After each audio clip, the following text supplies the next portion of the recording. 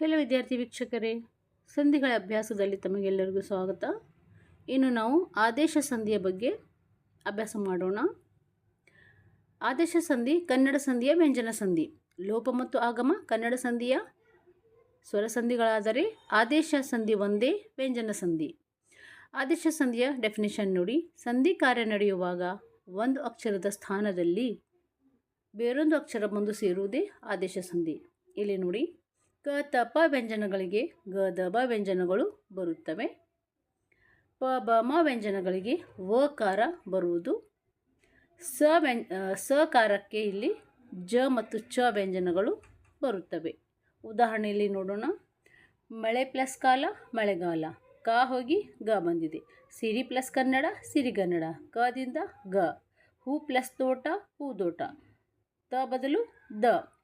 ಹೂ plus ಬುಟ್ಟಿ ಹೂ plus ಪುಟ್ಟಿ ಹೂ ಬುಟ್ಟಿ, ಪ ಬದಲು ಬ ಬರುತ್ತದೆ. ಇಲ್ಲಿ ಬರೆದಿಲ್ಲ ನಾನು ಅದು. ಬೆಟ್ಟ ಪ್ಲಸ್ ತಾವರೆ ಬೆಟ್ಟದಾವರೆ, ತಾ ಬದಲು ದ ಬಂದಿದೆ.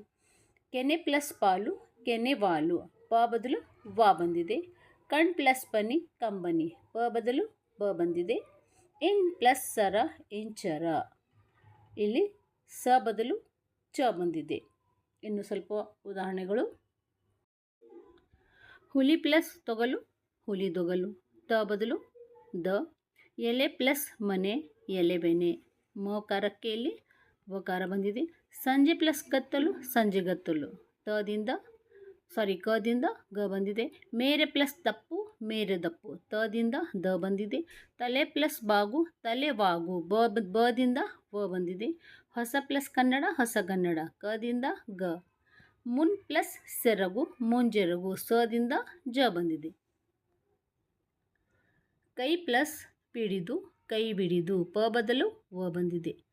ಧೃತಿ ಪ್ಲಸ್ ಕೆಟ್ಟು ಧೃತಿಗೆಟ್ಟು, ಕದಿಂದ ಗ. ಹೊಸ ಪ್ಲಸ್ ಕಾಲ ಹೊಸಗಾಲ, ಕದಿಂದ ಗ. ಎಳ ಪ್ಲಸ್ ಬಳ್ಳಿ ಎಳಬಳ್ಳಿ, ಬದಿಂದ ವ. ಹೀಗೆ ಸ ಬಂದಲ್ಲಿ ಸಂಧಿಯಲ್ಲಿ ಜ ಮತ್ತು ಚ ವ್ಯಂಜನಗಳು ಆದೇಶವಾಗುತ್ತವೆ. ಪ ಬ ಮ ಬಂದಲ್ಲಿ ವ ಆದೇಶವಾಗುತ್ತದೆ. ಕ ತ ಪ ವ್ಯಂಜನಗಳ ಬಂದಲ್ಲಿ ಗ ದ ಬ ಆದೇಶವಾಗುತ್ತವೆ. ಧನ್ಯವಾದಗಳು.